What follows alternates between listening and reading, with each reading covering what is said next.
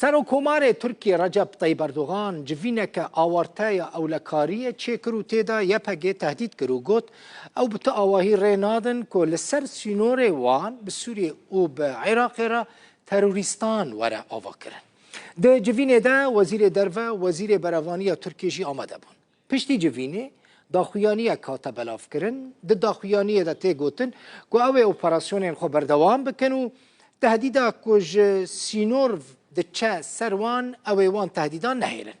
تورکیە هەر دەمە یەپەگێ بۆیەکێ تەوانبار دەکە کە ئەو باسکێ پەکەکەیە لە سووری لێ بەرپرسێن یەپەگێژی هەر دەمێ دەبێژن کە تو پەیوەندیە وان بە پەکەکێرە تونەیە و ئەو ناکەون ناڤە شەڕێ دەناوبەرە پەکەکێ و حکوومەتە تورکێدا. ڕێڤەبەریە خوەسەر دەربارەی ئێرشên دوh ên Tirkiye li ser Rojavayê Kurdistanê daxuyaniyek belav kir, ragihand ku armanca wan êrişên Tirkiye têkdana aramiya deverê ye. Rêveberiya Xweser di daxuyaniya xwe de dibêje nîvê şeva din Tirkiye derdora bajarên Tirbespî, Rimêlan, Çil-axa û Dêrîk bombabaran kir. Ew êriş aramiya herêmê û şerê li dijî terorê jî têk dibin. Rêveberiyê tekez kir ku ew naxwazin li dijî Tirkiye şer bikin û armanca wan parastina ewlekariya herêmê ye.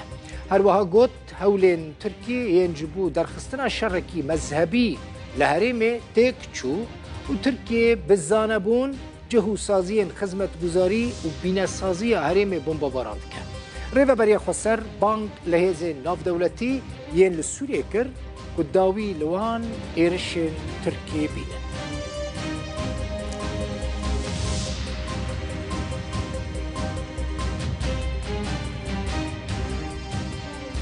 ئەو جihên ku Tirkiye bombabaran kirine hinek dîmenên taybet ji Rûdawê re hatine dîmenên tirbespiyê ne ka wan dîmenan bidin ew devere tirbespiyê dîmenên taybet ji bo Rûdawê hatine kişandin û şandin. Ev cihê ku hûn dibînin wêstgeha Zerabê ye li tirbespiyê cihekî belavkirina kehrebê ye.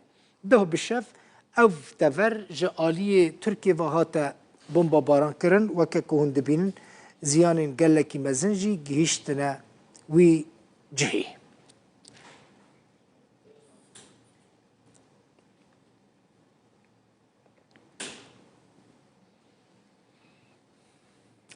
Hêzên Sûriya Demokratîk Hesedê li gundewarê Hesekê hejmarek rokêt hawin û çekên giran desteser kir. Hesedê di daxuyaniyekê de got wan ew çek û rokêt di operasyonên li dijî terorê de li gundê Ellos li derdora bajarê Şeddadê dîtine.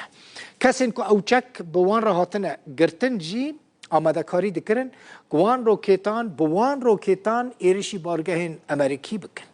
Her wiha eşkere kir ku ew ê operasyonên xwe li dijî hemû têkderên aramiya herêmê û aştiya civakê jî berdewam bikin.